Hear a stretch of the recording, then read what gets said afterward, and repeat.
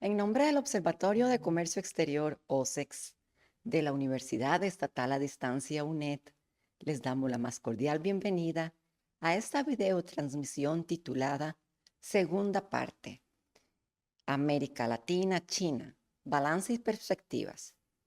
Soy Helen Ruiz, comunicadora estratégica de OSEX, y hoy tendré el gusto de acompañarles como su moderadora. Iniciamos con una especial felicitación para el equipo de videocomunicación Vicon de la UNED por sus 25 años de trayectoria en la prestación de servicios de mediación audiovisual. Como parte de la misión de OSEX se encuentra la creación de capacidades en el ámbito del comercio internacional. Por eso dirigimos nuestra labor académica a la divulgación de temas vinculados con el desarrollo económico y comercial, así como la inserción de Costa Rica en el contexto global.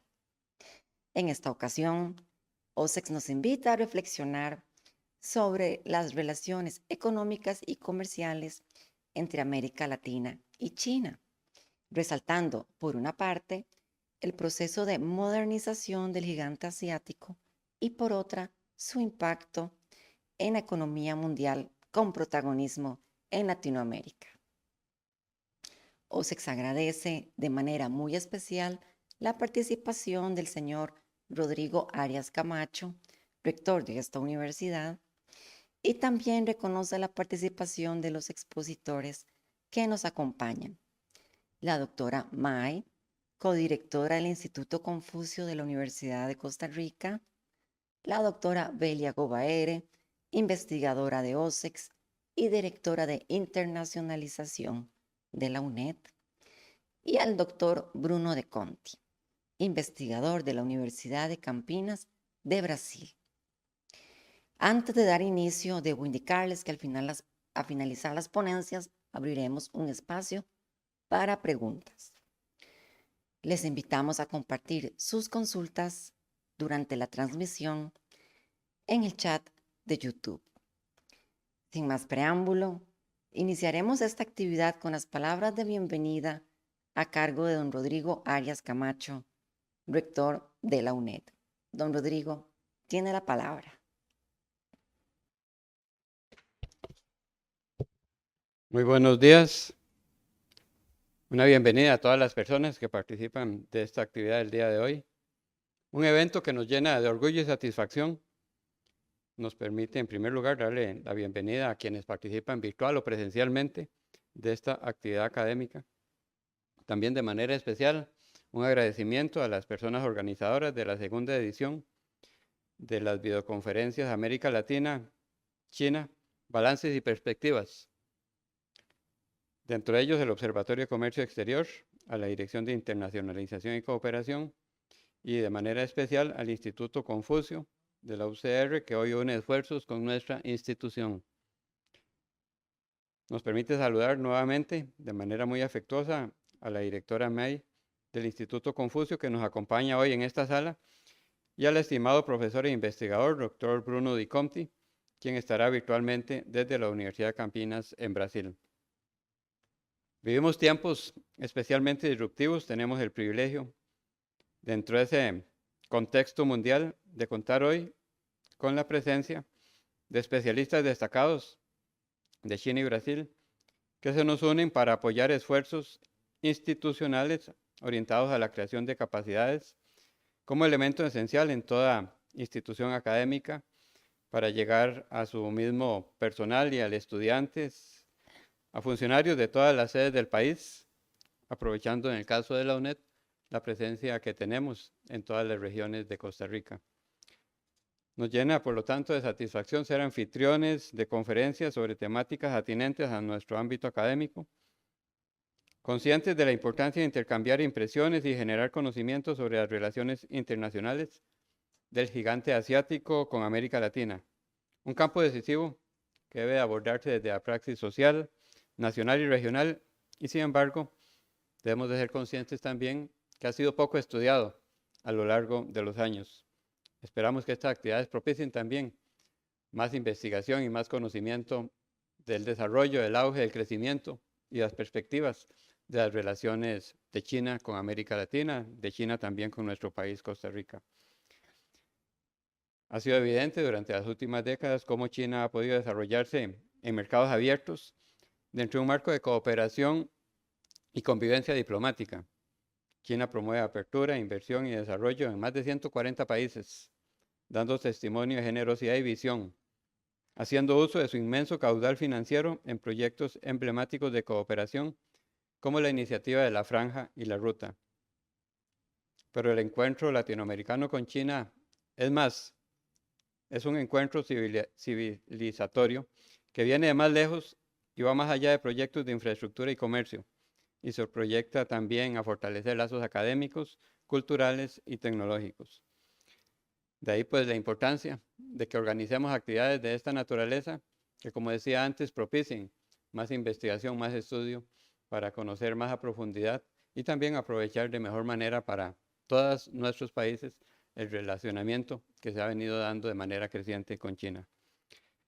Ese es el sentido más profundo de esta actividad académica, como un acto de amistad a partir de un atisbo a su cultura, a sus políticas y a su relacionamiento con América Latina. Bienvenidas y bienvenidos a la Universidad Estatal a Distancia. Sus aportes de hoy forman ya parte de nuestro acervo. Esperamos sea una actividad que llene plenamente todas sus expectativas y genere muchas más para los próximos años. Muchas gracias por su participación. Don Rodrigo, le agradecemos su gentil participación. Seguidamente, OSEC se complace en presentar a la doctora May, quien posee una licenciatura en Economía Internacional, es codirectora del Instituto Confucio de la Universidad de Costa Rica, esto en colaboración académica con la Universidad de Renmin de China. En su exposición magistral, la doctora May analizará la industria del cobre en Chile y en Perú. Enmarcará su importancia económica y comercial en el contexto de la competencia entre Estados Unidos y China por el acceso y control de minerales críticos. Doña May tiene la palabra. Gracias, Alan. Agradezco profundamente por la invitación de la UNED. Es un gran placer participar en la segunda parte de esta videoconferencia. En la primera sección, señalé que el principal producto de exportación de Chile hacia China es el cobre, el cual representó al 53% de las exportaciones chilenas a ese país en 2024. De manera similar, en el caso de Perú, el cobre también constituye el principal producto exportado a China, alcanzando el 67% del total en 2023. En este contexto, me gustaría centrar mi intervención en el análisis del sector cufrífero de Perú y Chile en este encuentro.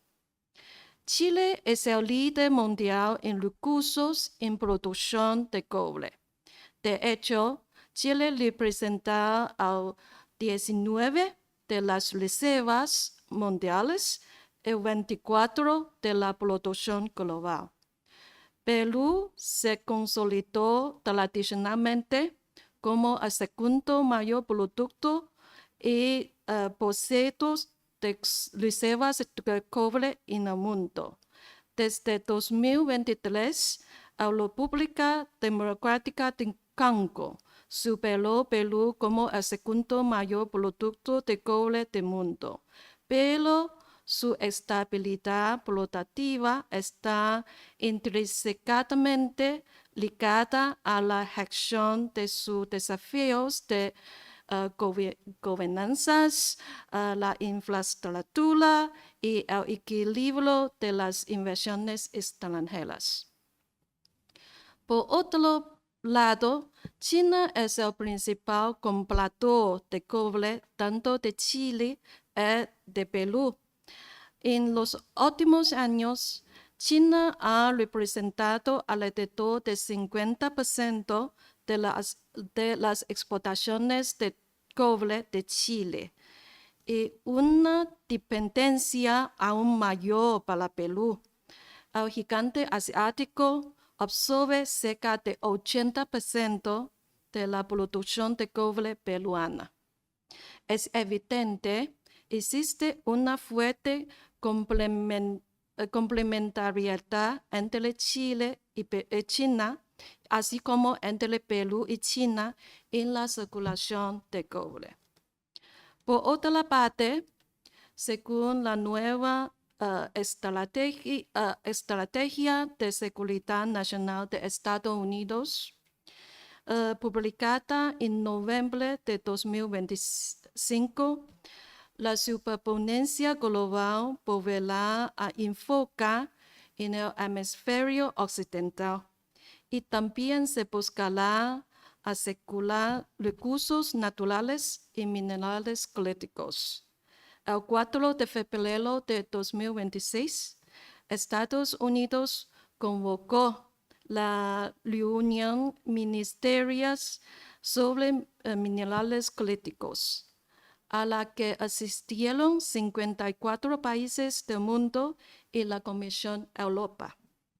Mientras tanto, impulsado por posibles aranceles y restrictions comerciales sobre importaciones, con los que la administración Trump amenazó, así como por las negativas estadounidenses sobre la alta demanda elevada de la transición energética y el crecimiento de los centros de datos, Estados Unidos ha aumentado significativamente sus reservas de cobre desde 2025.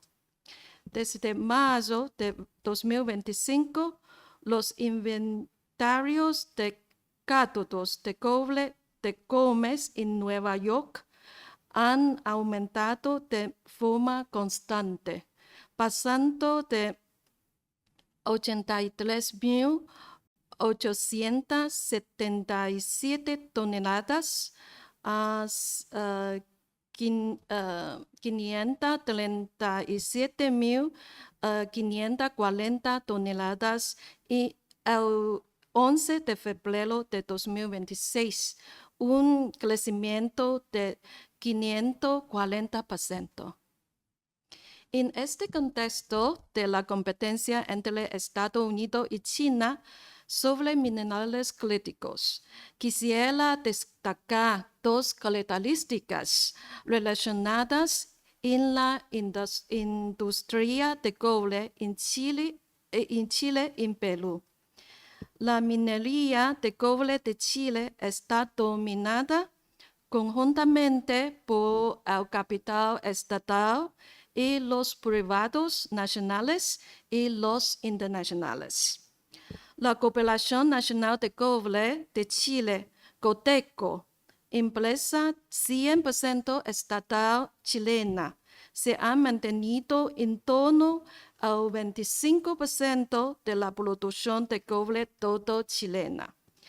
El otro 75% de la población está controlada por las corporaciones internacionales como BHP, Rio Tinto, Glencore, Anglo American, etc. Y la compañía chilena Antofagasta Minerals. Los capitales chinos apenas intervenir directamente en las reservas y la producción de cobre en Chile. En el caso de Perú, la minería de cobre está altamente dominada por los capitales internacionales.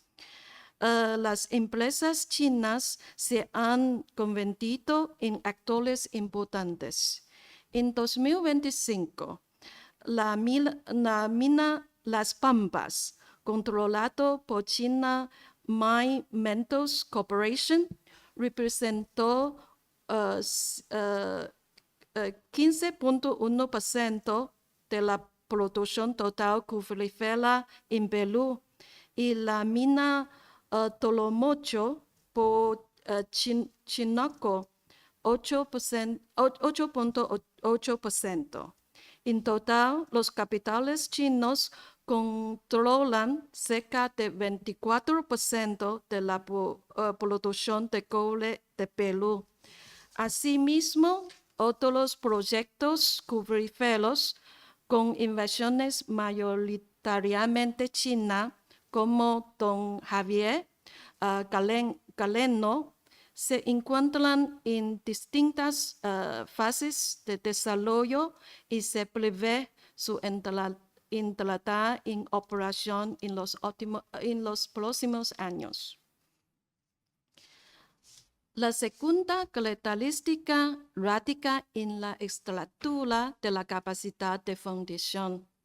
En el periodo 2003 a 2004, Chile se consolidó como líder en el mercado de fundición cufrífera, con una participación de 12.3% de la producción mundial en 2004.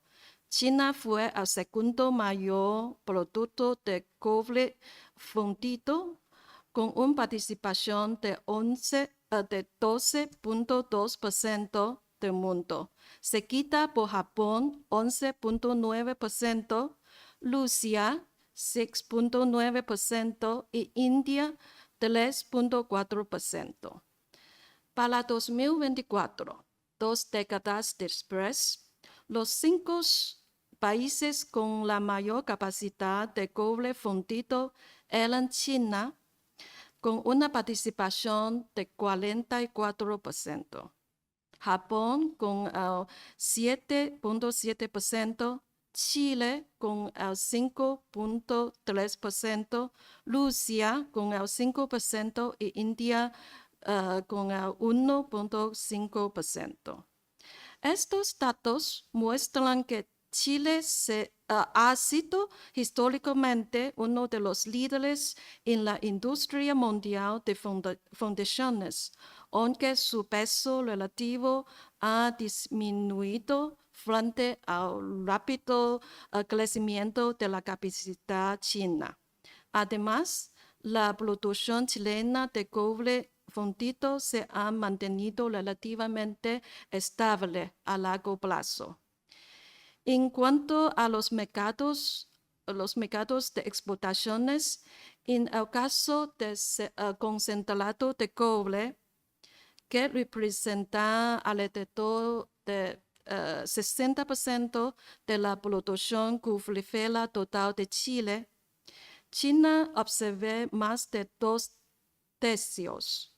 Sin embargo, en el caso de cobre refinido, que equivale aproximadamente al 40% de la producción total, la estructura de destino es más diversificada.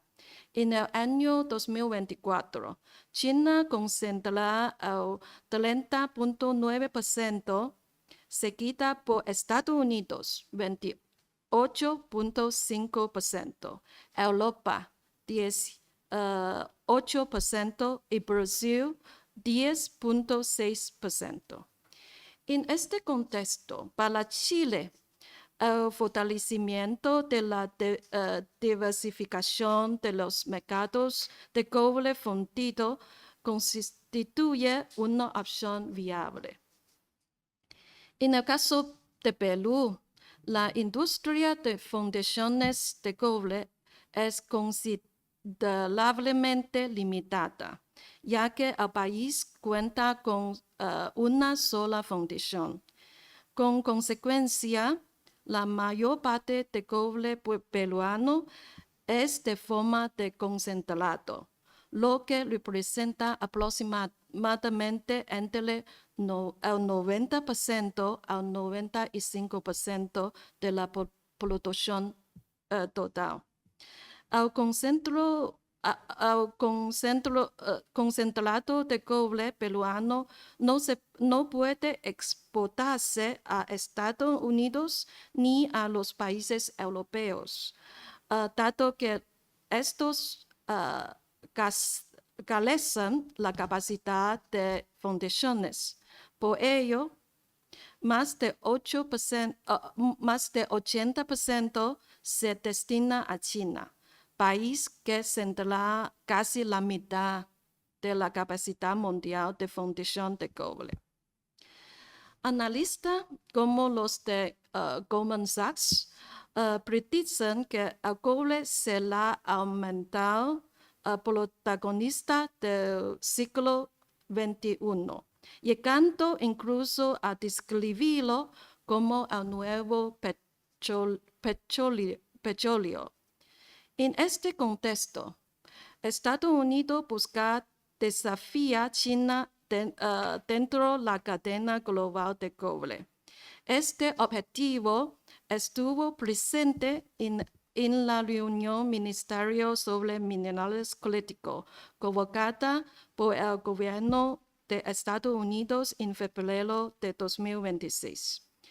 Perú participó en dicho encuentro y firmó un memorándum de entendimiento con Estados Unidos sobre cooperación en minerales críticos y tierras raras en el marco de reunión.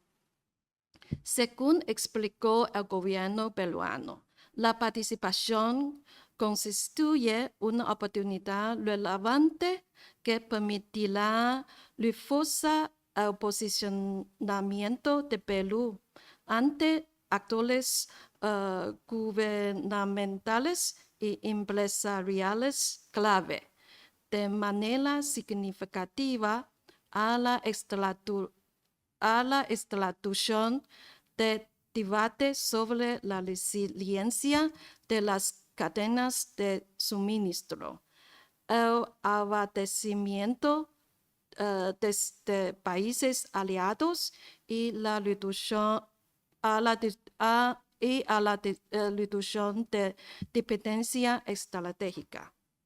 Por el contrario, Chile decidió no participar en dicha reunión, decisión que se interpreta como un intento de preservar una autonomía en la estrategia nacional relativa a los minerales críticos, así como de mantener un equilibrio en sus relaciones con Estados Unidos y con China. El día 12 de mayo de 2026, el nuevo gobierno chileno firmó la declaración conjunta para el establecimiento de consultas sobre minerales críticos y tierras raras con los estadounidenses. Bajo la nueva administración, aún resulta incierta la postura de Chile frente a la presión desde Estados Unidos. No obstante, a la luz del análisis previo, Chile mantiene un control significativo sobre la cadena productiva de su industria cufrífera, mientras que China se posiciona simplemente como el mayor comprador en el mercado. En este contexto, y considerando su autonomía estratégica, es tanto razonable como viable que Chile aproveche la rivalidad entre Estados Unidos y China a afrontar su principal desafío en la industria, la urgente necesidad de fortalecer su capacidad de fundiciones de cobre. En este sentido, podría, por ejemplo, atraer inversiones tanto de Estados Unidos como de China. Cobre reitera que independientemente de la orientación del gobierno, sea de izquierda o de derecha, Chile ha mantenido una relación sólida y estable con China. En consecuencia, es previsible que el papel de China en el mercado chileno de cobre continúe siendo estable en el futuro. En el caso de Perú, dado que los recursos cobríferos se encuentran mayoritariamente controlados por capitales internacionales, el Estado capta una proporción relativamente limitada de los beneficios generados por esta industria. En este contexto, persistente debates en torno a la distribución de las rentas, a la soberanía sobre los recursos de cobre. Asimismo, como se ha señalado previamente, el gobierno peruano busca el apoyo de sus aliados con el objeto de avanzar hacia la reducción de dependencia estratégica. Por otra parte, es altamente probable que Estados Unidos observe con especial atención e incluso con preocupación el creciente papel predominante de China en la industria de cobre en Perú. A la luz de este análisis, yo preveo que la competencia entre Estados Unidos, posiblemente en coordinación con Perú, y China en el sector cobrífero peruano se intensifique en los próximos años. Gracias. Doña May, le agradecemos su gentil participación. A continuación, OSEC se complace en presentar a la doctora Belia Gubaere, quien es abogada y fue viceministra de Economía en el MEIC. Actualmente es investigadora en OSEC y es también directora de Internacionalización y Cooperación en la UNED.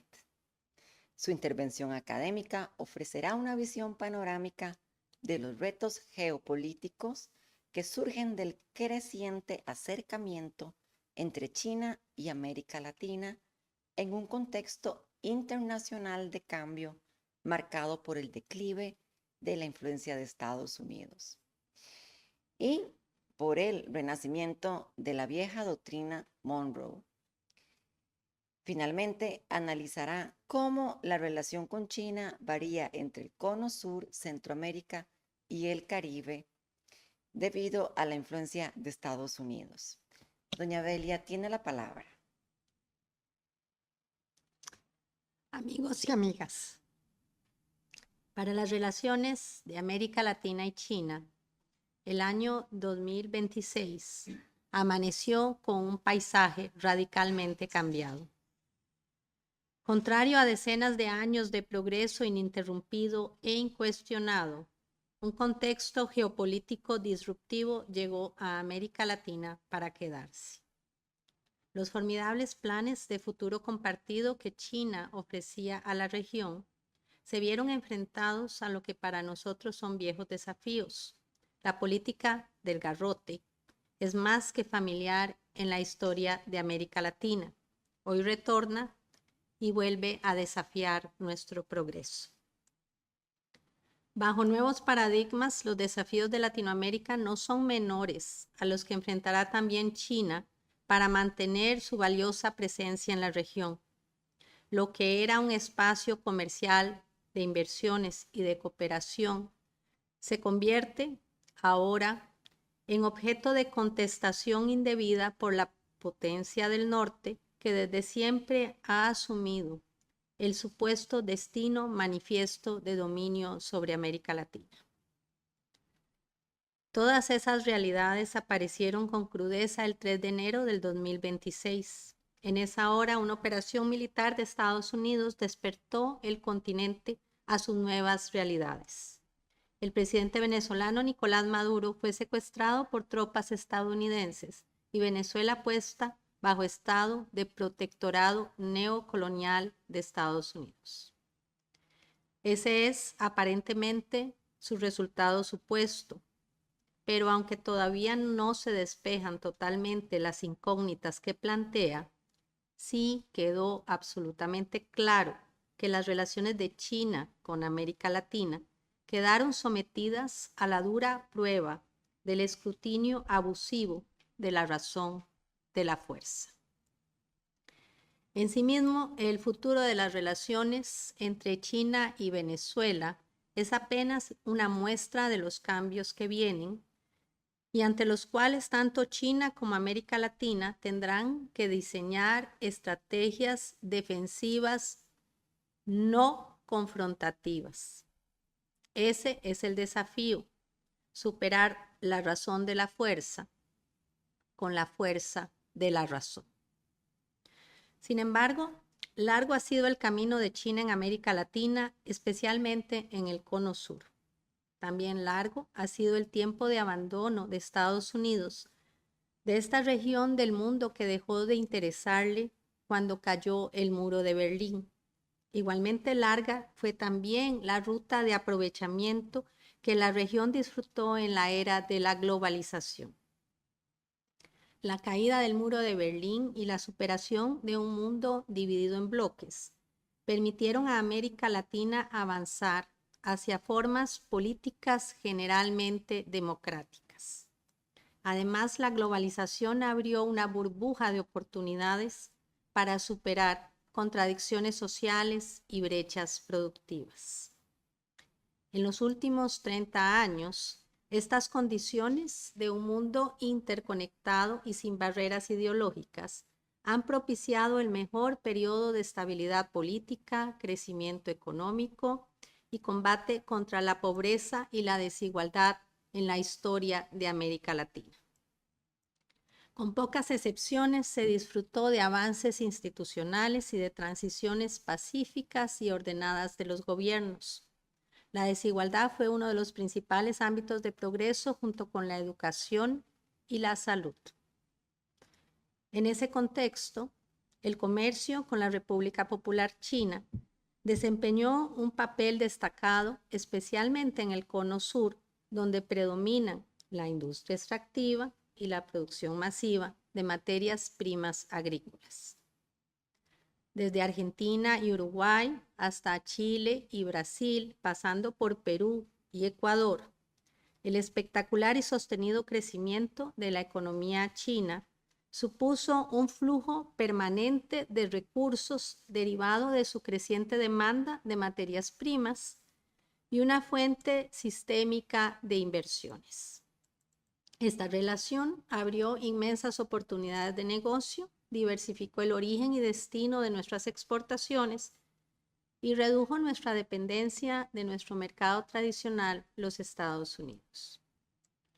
En este contexto, las perspectivas de progreso de América Latina se vieron reforzadas con el anuncio de la construcción cooperativa de la Iniciativa de la Franja y de la Ruta en el 2013, que anunciaba nuevos sistemas de financiamiento internacional y todo un programa de inversión en infraestructura física y conectividad. Es en este contexto donde tuvieron lugar los acontecimientos que definieron un peligroso pero posible cambio de era, como lo expresó el ex canciller alemán Olaf Scholz. Pero la agudeza de los desafíos que nos aguardan quedó al desnudo cuando la nueva Estrategia de Seguridad Nacional de Estados Unidos declaró explícitamente el despertar de una doctrina que creíamos enterrada, la doctrina Monroe, de expresa y declarada exclusión de potencias extracontinentales en suelo americano. Solo le faltó poner la palabra China, pero eso es lo que quería decir. Nos amenaza un retorno al pasado. Pero el pasado es irrepetible. Nosotros los de entonces ya no somos los mismos. Tampoco lo es China y tampoco Estados Unidos. La intervención militar de Estados Unidos no es una estrategia escalable que pueda reducir la influencia china. Su fuerza económica desindustrializada tampoco tiene ofertas diferentes de la fuerza y más bien sus apetitos proteccionistas son más amenazas que promesas. Mientras tanto, la República Popular China supera ya de lejos la influencia económica de Estados Unidos en Sudamérica. Empresas chinas han construido, poseen u operan gran parte de la infraestructura crítica de la región. Y la región ya no es confundida con narrativas ideológicas que además Estados Unidos ni siquiera se esfuerza en blandir. Por otra parte, Latinoamérica es una fuente vital de las materias primas que alimentan el crecimiento de China, desde minerales críticos hasta productos agrícolas y recursos energéticos. En el tercer documento de política sobre América Latina y el Caribe, al tiempo que subrayaba la importancia de defender las conquistas logradas, China ofrecía más bien una visión de cooperación expansiva, aunada a una promesa de apoyo a la autonomía de América Latina frente a las claras amenazas de dominio de Estados Unidos.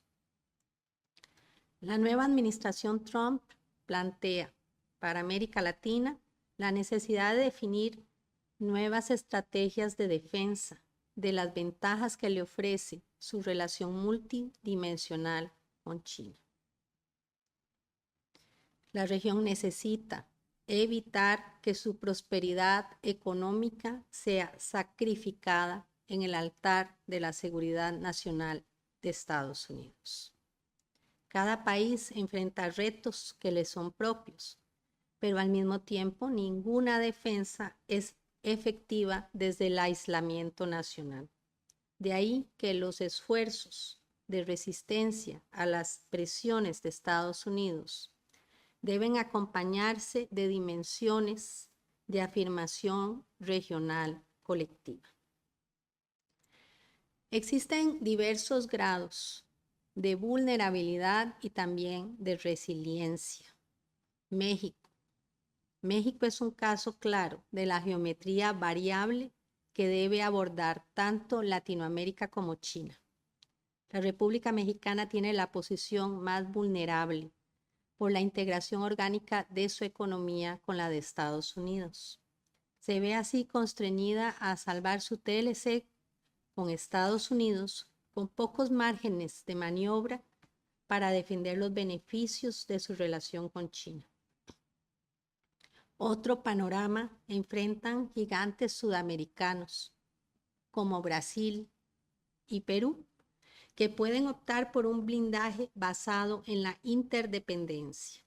Estos países defienden su relación con la República Popular China bajo la premisa de que Beijing ofrece certezas financieras y demanda de bienes básicos que Washington no puede, no quiere o no está en posición de igualar.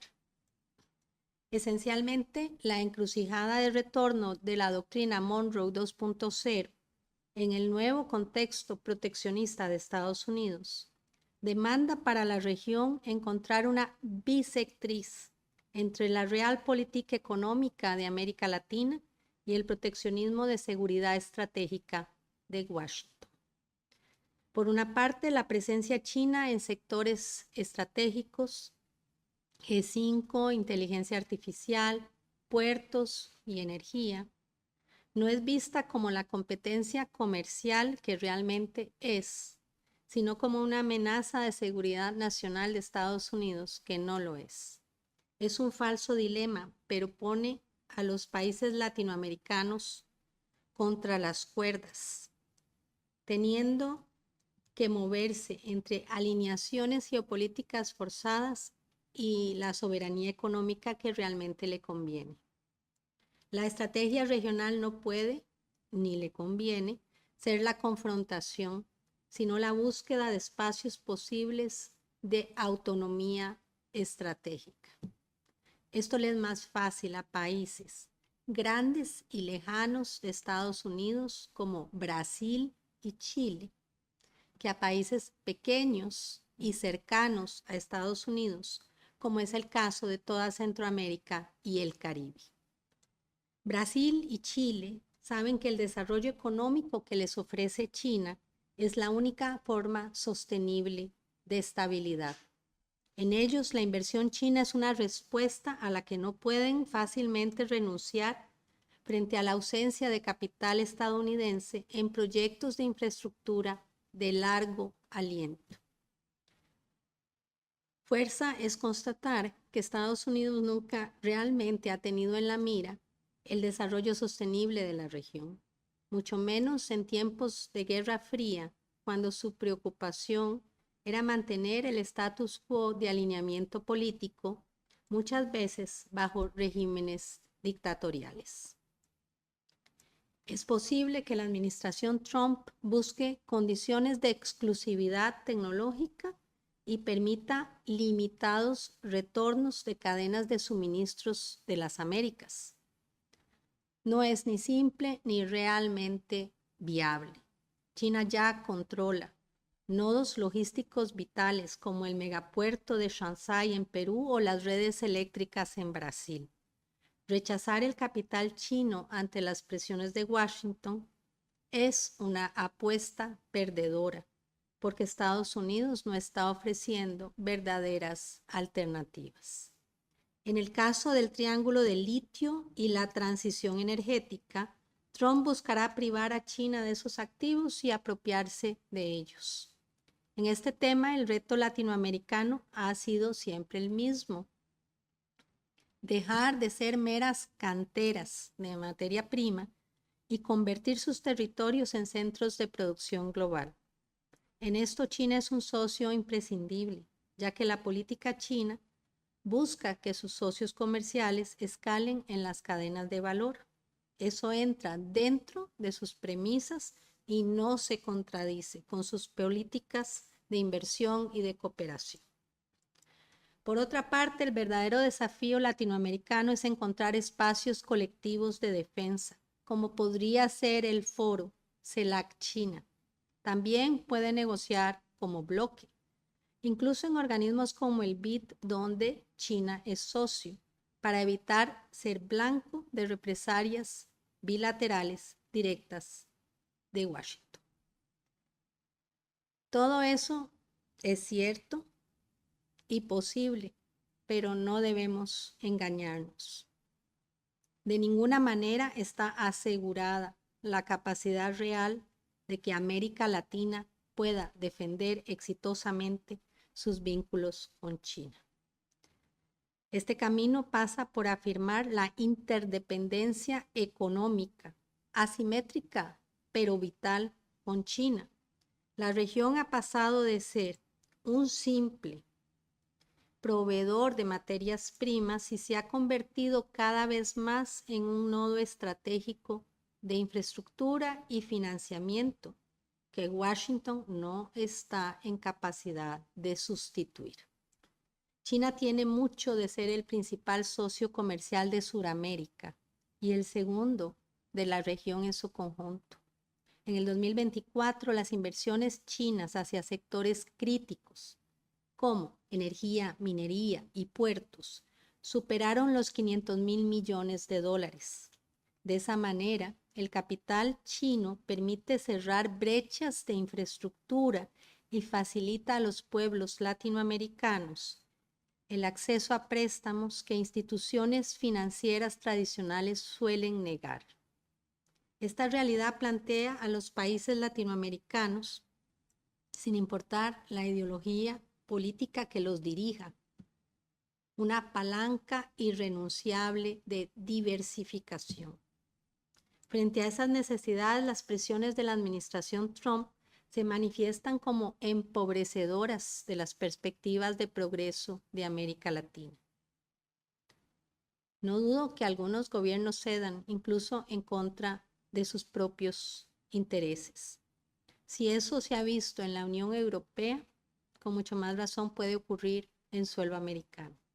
Sin embargo, no es eso lo que está sucediendo, y un caso que lo ilustra es Argentina, donde Javier Milei tiene al mismo tiempo un total alineamiento político con Washington y simultáneamente tiene una dependencia crítica de las exportaciones de soya y del financiamiento de su deuda mediante swaps de divisas con China.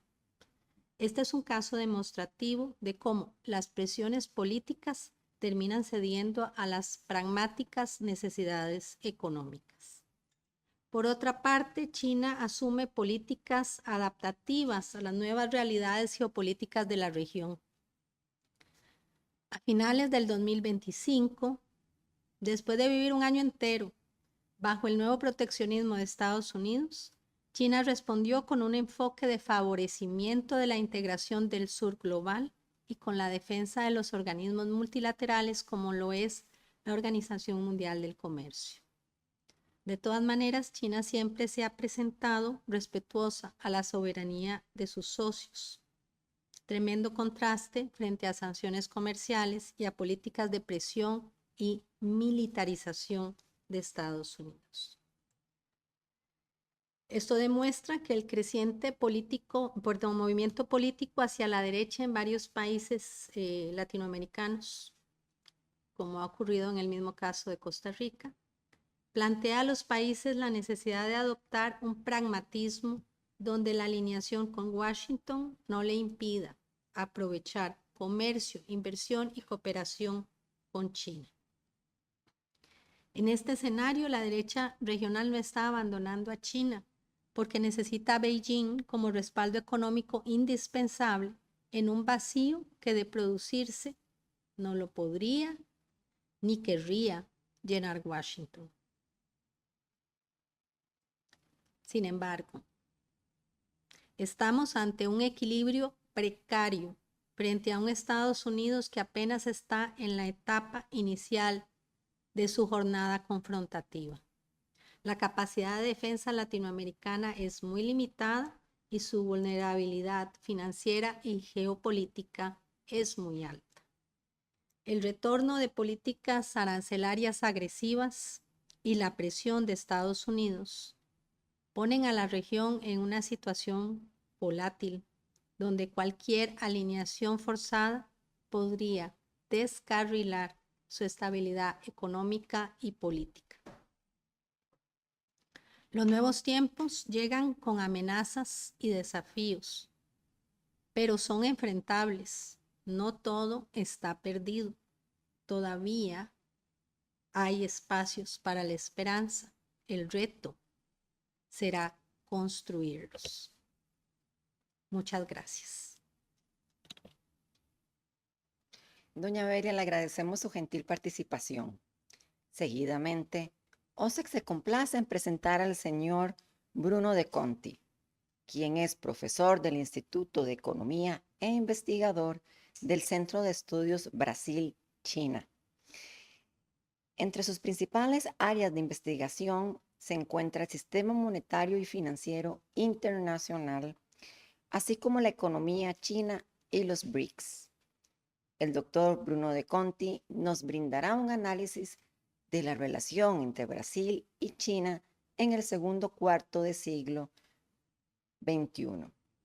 Explicará cómo China se ha convertido para Brasil en el principal socio comercial y una fuerte fuente de inversión. También examinará los beneficios, las tensiones y las perspectivas de esta relación. Finalmente, expondrá el papel de ambos países dentro de los BRICS. Don Bruno tiene la palabra. Hola a todas y a todos. Muchas gracias a todo el equipo de los SEX, de la UNED y del Instituto Confucio de la Universidad de Costa Rica por la invitación.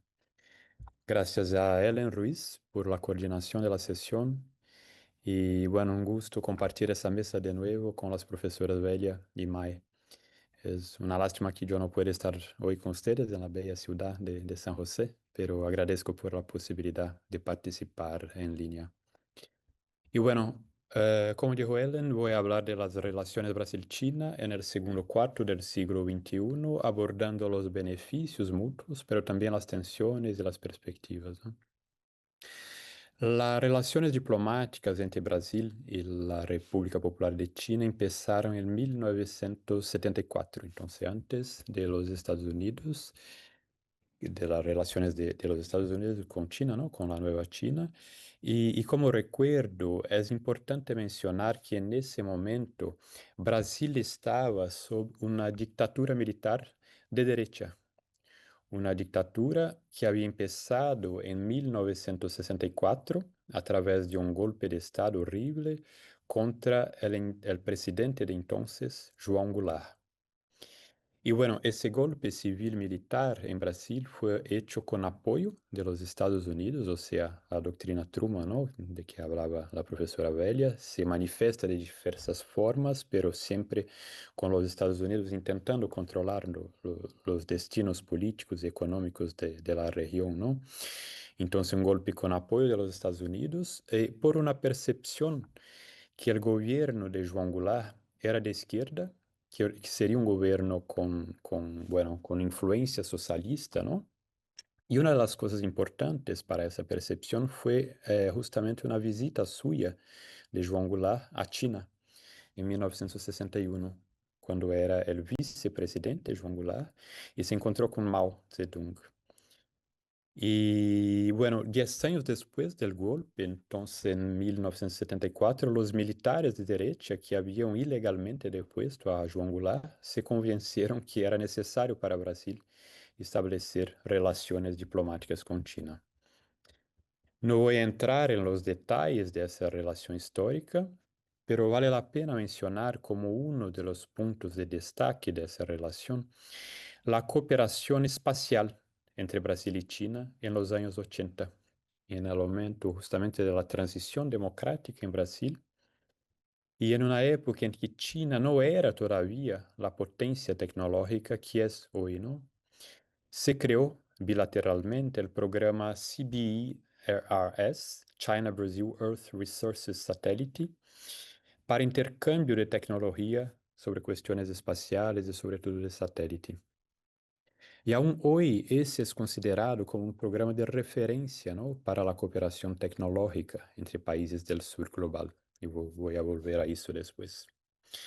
Pero bueno, es en el siglo XXI que las relaciones Brasil-China alcanzan un nuevo nivel, un nivel muy más elevado, ¿no?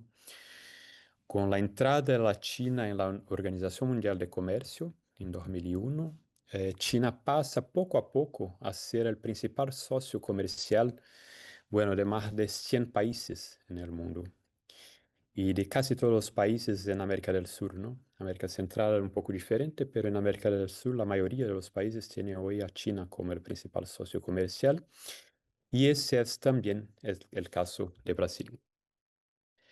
Es interesante porque desde 1930 eran los Estados Unidos el principal socio comercial de Brasil.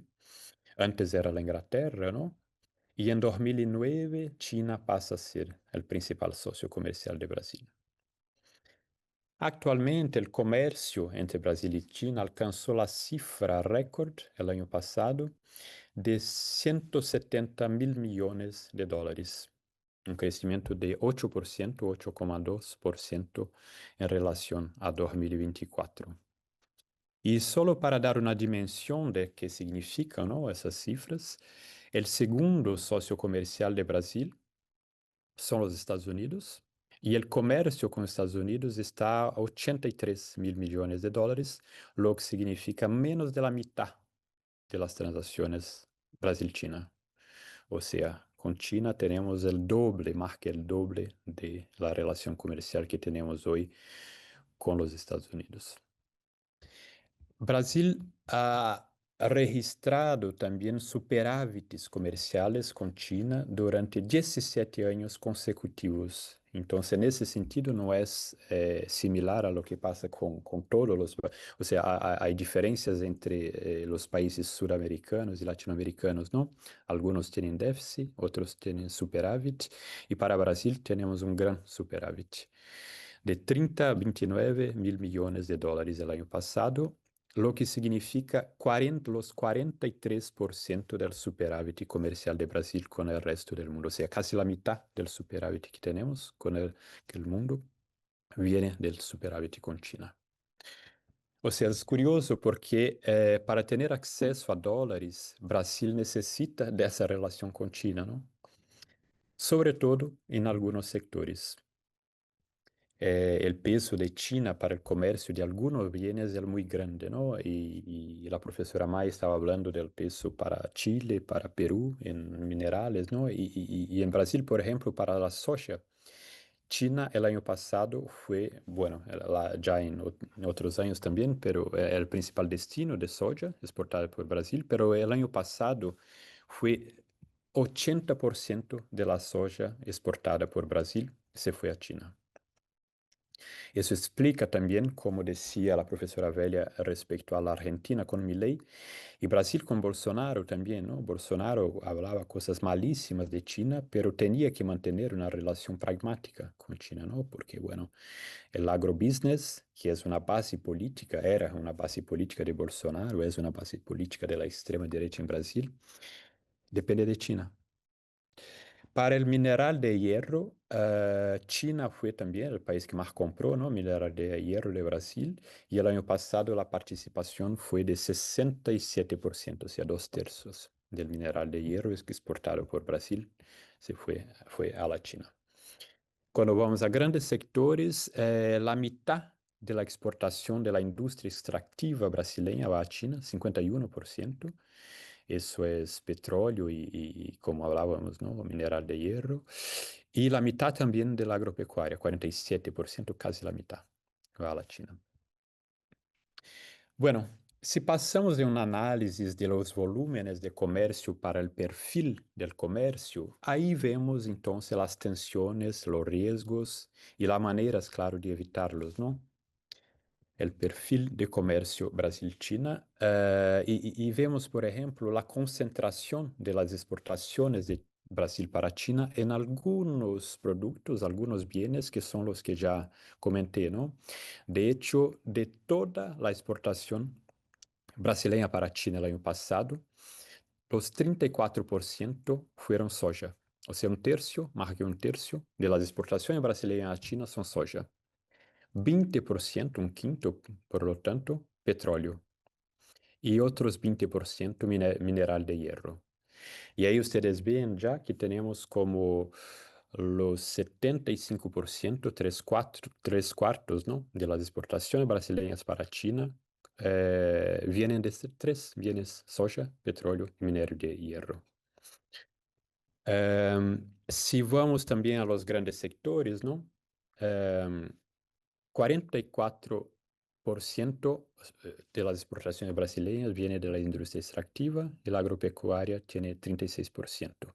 Y solo 19% de las exportaciones brasileñas para China vienen de la industria de transformación.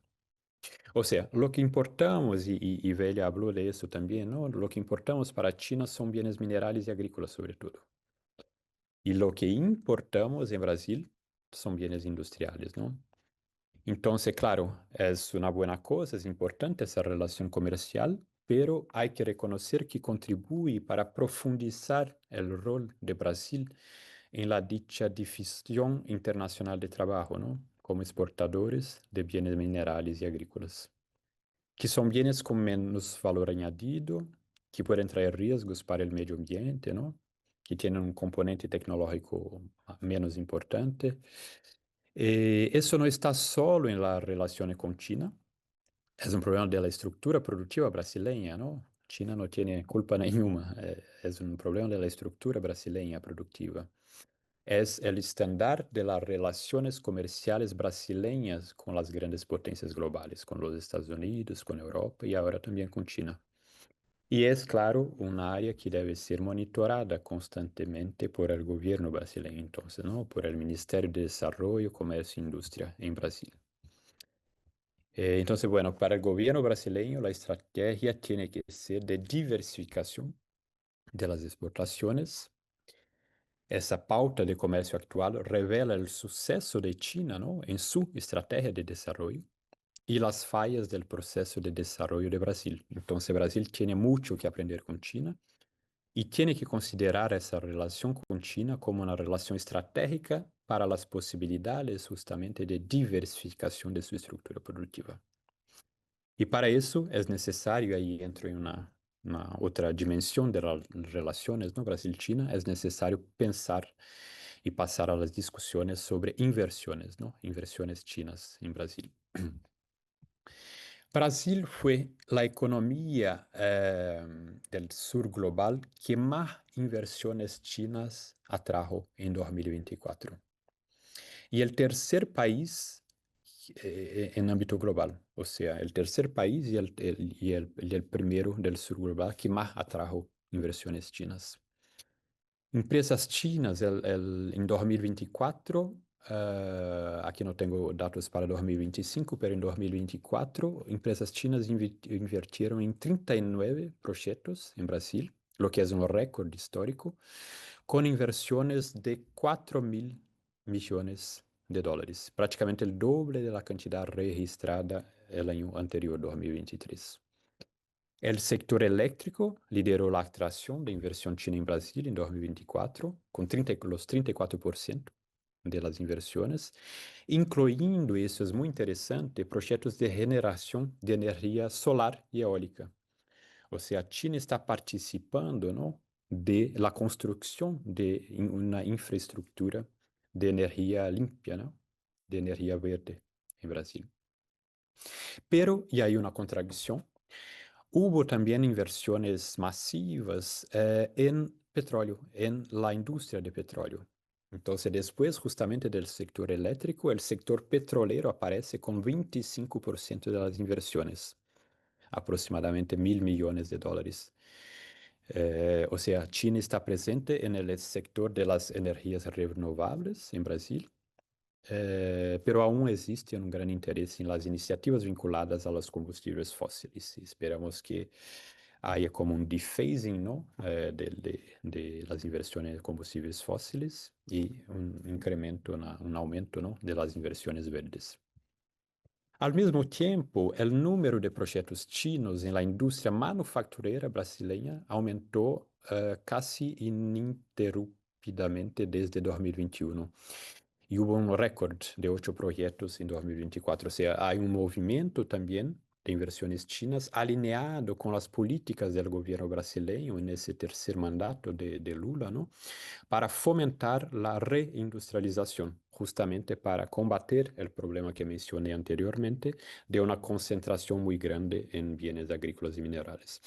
Con la iniciativa Nueva Industria Brasil, en Brasil, ¿no? Que se centra en sectores que han consolidado inversiones chinas, incluyendo infraestructura, saneamiento, movilidad sostenible, transformación digital, descarbonización. Bueno, comercio, inversiones, ¿no? Las dimensiones de la cooperación Brasil-China. Y aquí vuelvo al inicio de mi presentación. La siguiente área de cooperación tiene que ser la cooperación tecnológica. Con la profesora Mai ya hablamos sobre eso en otras ocasiones, ¿no? Y hoy China hizo un proceso increíble de catching up tecnológico, ¿no? Está en la frontera del conocimiento en muchas áreas. Y tiene hoy condiciones de colaborar con el sur global con intercambio de tecnología, ¿no? Hablábamos de un momento en los 80 cuando China y Brasil eran países, bueno, con poco desarrollo tecnológico en el sector de satélites espacial, y ahora China está muy adelante de Brasil, ¿no? Y se esperamos, ¿no? Que haya cooperación con cooperación tecnológica. Espero que sea después de comercio, ¿no? Después de inversiones, que sea una tercera frente, ¿no? De una cooperación profunda y fructífera de cooperación entre Brasil y China. Para concluir, colaboración geopolítica, hay que hablar un poco también, ¿no? La profesora Velia habló mucho y muy bien. Felicitaciones por la presentación, estoy de acuerdo con todo lo que dice la profesora Velia, muy interesante. Y es un área de colaboración muy estratégica y muy importante, ¿no? De cooperación geopolítica entre Brasil y China. Para las relaciones bilaterales tenemos la Comisión Sino-Brasileña de Alto Nivel de Concertación y Cooperación, COSBAN se llama, creada en 2004 en el primer mandato del presidente Lula. Pero multilateralmente, claro, es muy importante, muy importantes las colaboraciones en el ámbito del grupo de BRICS, ¿no? No tendré mucho tiempo para hablar sobre eso, pero en las cuestiones podemos discutir. Los BRICS son hoy día uno de los grupos más importantes del sur global para intentar justamente cambiar el orden internacional. Y el tipo que más da fuerza a BRICS hoy día es Donald Trump. Donald Trump precisamente nos enseña, ¿no?, muy claramente cómo es necesaria la cooperación en el sur global. Y me alegra ver que los BRICS están como se expandiendo, ¿no?, atrayendo otros países, incluso en Latinoamérica, con Bolivia, Cuba, quizá un día Costa Rica, ¿no? O sea, que tengamos en los BRICS un grupo que no sea solamente para los miembros originales, pero que sea un grupo para aumentar la voz del sur global como un todo. Entonces, las relaciones China-Brasil se dan geopolíticamente, ¿no?, se dan de manera muy importante entre los BRICS. Y una de las áreas centrales de los BRICS, ¿no?, y de esa cooperación con China es la moneda, ¿no? O sea, Trump también está intentando profundizar la hegemonía del dólar y sabemos todos que para el mundo no es una buena cosa, ¿no? Entonces hay que intentar construir un mundo plurimonetario y para eso, bueno, hay acuerdos para transacciones en monedas nacionales, Brasil-China, hay esfuerzos de los BRICS para evitar el dólar, ¿no?, de desdolarización, préstamos del Banco de BRICS para Brasil en renminbi, ya están ocurriendo, ¿no?, para la State Bridge, pero State Bridge que está en Brasil. A mi juicio, Brasil tendría que acelerar las políticas de uso de la moneda china, el renminbi, entrar en el mBridge, que es la plataforma que China está construyendo para intercambio en monedas digitales de bancos centrales, ¿no? Para mí, Brasil tendría que entrar en ese proyecto. O sea, es una frente que fue, y no voy en los detalles porque fue justamente el tema de mi presentación en el primer encuentro hace algunos meses aquí en la UNED. Y por último, pero no menos importante, porque llego también al final de mi tiempo, cooperación en educación, ¿no? Los institutos Confucio, en Brasil tenemos ya algo como 15 institutos Confucios, muchas otras classrooms. Es impresionante ver el interés de la juventud brasileña para aprender el mandarín, para hacer intercambio académico con China, y yo sé que hay interés en China también de ir a Brasil, ¿no? Entonces, esa cooperación hay que ser una de las bases, ¿no?, de la cooperación Brasil-China en sentido más amplio, la cooperación académica y la cooperación educacional. Lo que estamos haciendo aquí hoy, ¿no?, intercambio en Brasil-China y otros países del sur global. Y ahí llego a mis consideraciones finales. Bueno, son relaciones muy importantes para los dos lados, ¿no?, para Brasil y para China, que sean relaciones cada vez más profundas, ¿no?, y de beneficio para ambos los países. Y más allá de las relaciones bilaterales Brasil-China, que los dos países sean protagonistas en la construcción de un mundo menos asimétrico, ¿no?, un mundo en donde el sur global tenga más poder. Si Trump va en la dirección de intentar profundizar el poder de los Estados Unidos en todo el mundo, pero sobre todo en la región, como dijo la profesora Velia, que las relaciones con China vayan en el sentido contrario para construir un mundo menos asimétrico, más igualitario. Aquí termino. Muchas gracias. Muchas gracias, don Bruno, por su aleccionadora presentación. Seguidamente iniciamos el bloque de preguntas. La primera es para la señora May y dice así: ¿qué importancia estratégica tienen los recursos de cobre en Chile y en Perú en la actual competencia entre Estados Unidos y China? Tiene la palabra, doña May. Como señalé en mi ponencia, Chile es el líder mundial en recursos en producción de cobre, mientras que Perú se posiciona como el tercer productor a nivel global.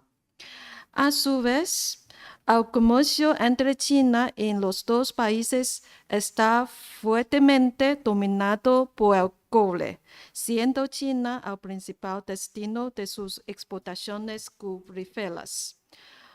Por otra parte, desde 2025, Estados Unidos ha otorgado crecimiento e importancia estratégica a este recurso, enmarcándola en su cierto crecimiento en inventario, en las narrativas sobre la elevada demanda, incluso en las descripciones como el nuevo petróleo. Cabe destacar que Chile y Perú pertenecen al hemisferio occidental, considerado dentro de la esfera de influencia estadounidense. En este contexto, el cobre sitúa a ambos países como actores estratégicos en la competencia sino-estadounidense sobre minerales críticos.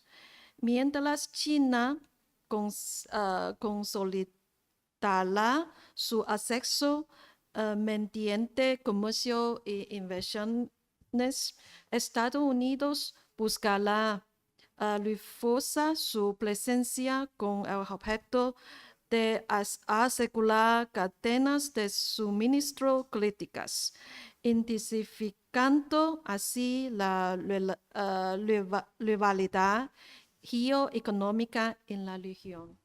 Gracias.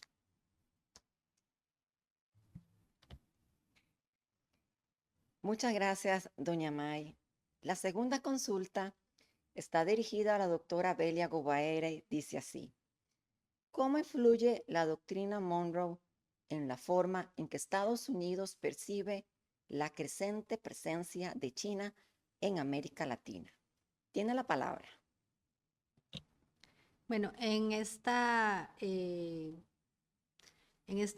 doctrina Monroe 2.0 de la actual administración Trump, Trump vuelve los ojos de nuevo hacia América Latina. La región había gozado tal vez unos 30, 40 años de estar creciendo bajo la era de la globalización y estar prosperando, combatiendo la pobreza. Pero en ese periodo también el relacionamiento con China ha prosperado de igual manera.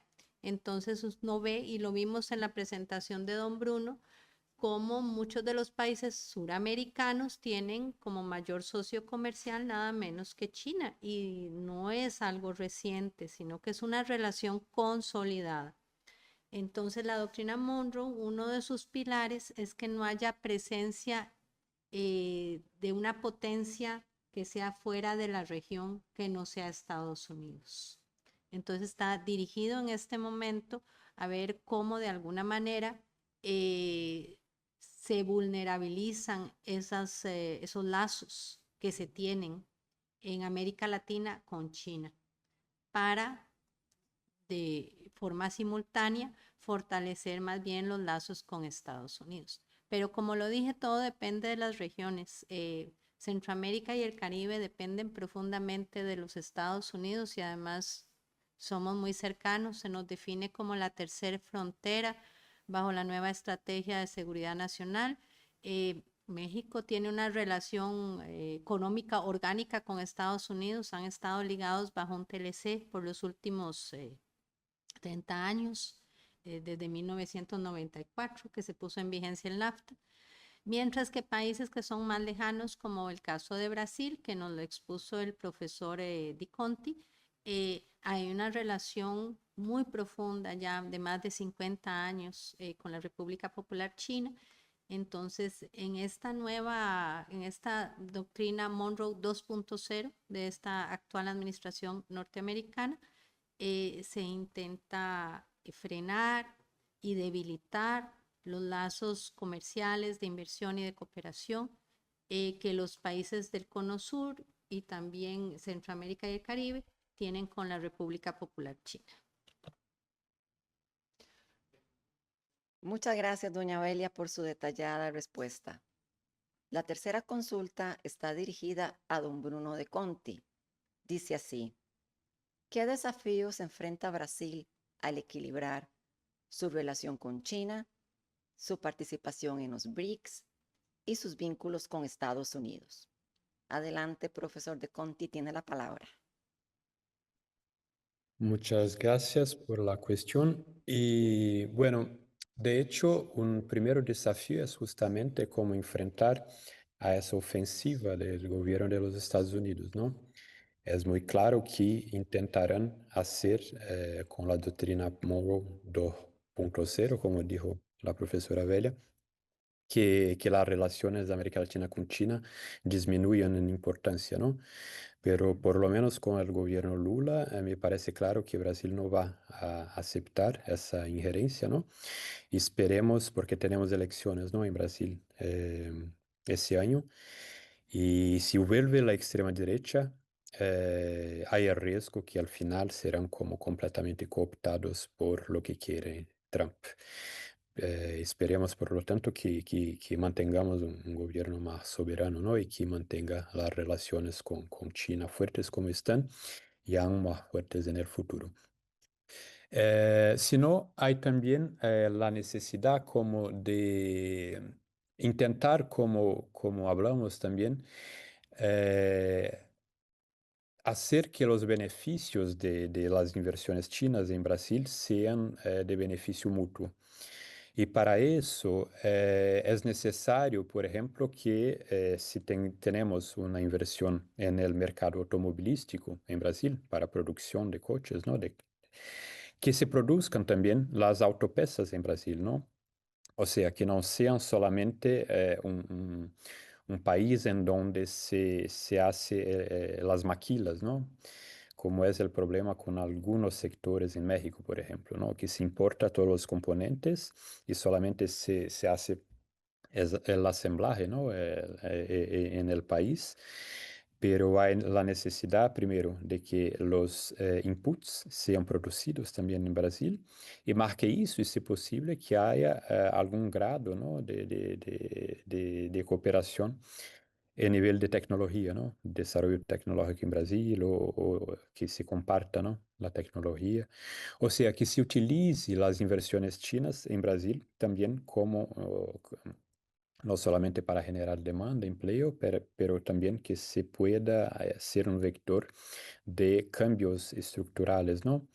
Que fue justamente lo que hizo China de manera muy inteligente a partir de los años, del finales de los años 70, ¿no? Sobre todo, con las inversiones extranjeras que llegaban en China. Y China aceptaba las inversiones en algunos sectores, pero con la necesidad justamente de compartir tecnología, ¿no? O sea, entonces tenemos a aprender con la estrategia china y que las inversiones chinas en Brasil también sean útiles para nosotros en nuestra estrategia de desarrollo tecnológico industrial. Muchas gracias, don Bruno, por su explicación. La siguiente consulta está dirigida a la doctora May. Dice así: ¿cómo influyen las dinámicas geopolíticas entre Estados Unidos y China en las decisiones de política minera de Chile y Perú? Doña May, tiene la palabra. Gracias por la pregunta. ¿Cómo se desprende de mi análisis?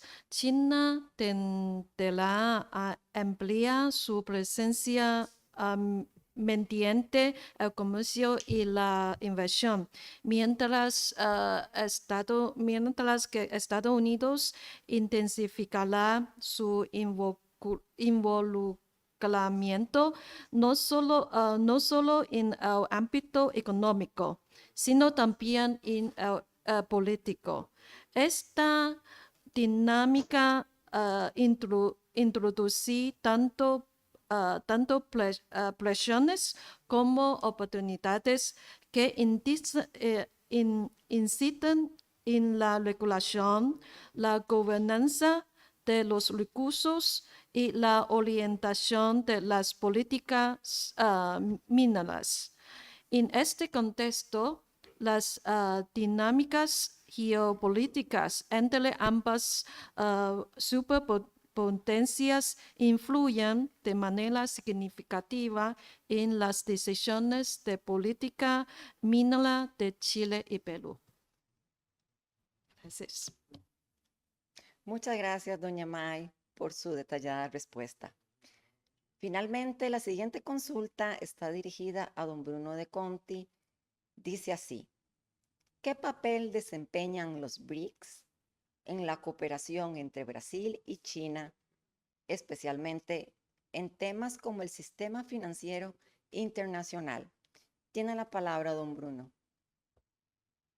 Gracias por la pregunta. Y de hecho, bueno, las relaciones bilaterales China-Brasil son más antiguas, ¿no? Que las relaciones dentro de los BRICS, porque bueno, como dice, empezamos las relaciones diplomáticas con China en 1974. Desde el inicio del siglo empezamos a tener una relación más fuerte, y sobre todo a partir del primer mandato del presidente Lula, ¿no? Y después con Dilma. Y los BRICS empezaron en 2009, o sea, es algo más reciente. Entonces yo diría que las relaciones bilaterales no dependen de los BRICS, pero es verdad que la reunión de un grupo, ¿no?, de países con cierto alineamiento, aunque haya divergencias dentro del grupo, pero un cierto alineamiento respecto al futuro del orden internacional a través de los BRICS, ¿no?, fortalece seguramente las relaciones China-Brasil. Y en las cuestiones monetarias, muy claro, ¿no? Porque tenemos acuerdos bilaterales. Mencioné, por ejemplo, en 2023 se firmó un acuerdo para comercio bilateral Brasil-China en monedas nacionales, real brasileño, renminbi chino. Pero las iniciativas más importantes para cambiar o intentar cambiar, ¿no?, el sistema monetario y financiero internacional son las hechas conjuntamente por todos los países de los BRICS. Entonces, la creación del nuevo Banco de Desarrollo, el Banco de BRICS, ¿no?, que intenta hacer cada vez más préstamos en monedas que no sean el dólar, ¿no?, que sean las monedas nacionales. El Contingent Reserve Arrangement, que es como un sistema para compartir reservas internacionales de los 5 países originalmente miembros de los BRICS, ¿no? Entonces Brasil y China están ahí también, con swaps para si hay necesidad de liquidez en dólares, ¿no? Y ahora se discute mucho, ¿no?, la posibilidad de creación de un sistema de pagos internacionales en las monedas de los BRICS, ¿no? Entonces, hay todavía no se sabe todavía cuándo estará operacional, pero hay estudios, ¿no?, para desarrollar un sistema que sea una alternativa a los sistemas occidentales, a los sistemas controlados por Estados Unidos y Europa. Entonces, todo eso en el ámbito de los BRICS. Entonces, bueno, hay iniciativas bilaterales, pero las más importantes son las que están siendo hechas en el ámbito de los BRICS. Muchas gracias, don Bruno, por su detallada explicación. Para concluir, les recordamos que este evento fue transmitido en vivo y su grabación quedará disponible en el canal de YouTube de Videocomunicación Vicon. De esta manera, OSEX agradece la participación de estos selectos expositores. Brindamos un especial agradecimiento a nuestra audiencia virtual y a las personas que, durante la transmisión, nos acompañaron en sala. Los esperamos próximamente.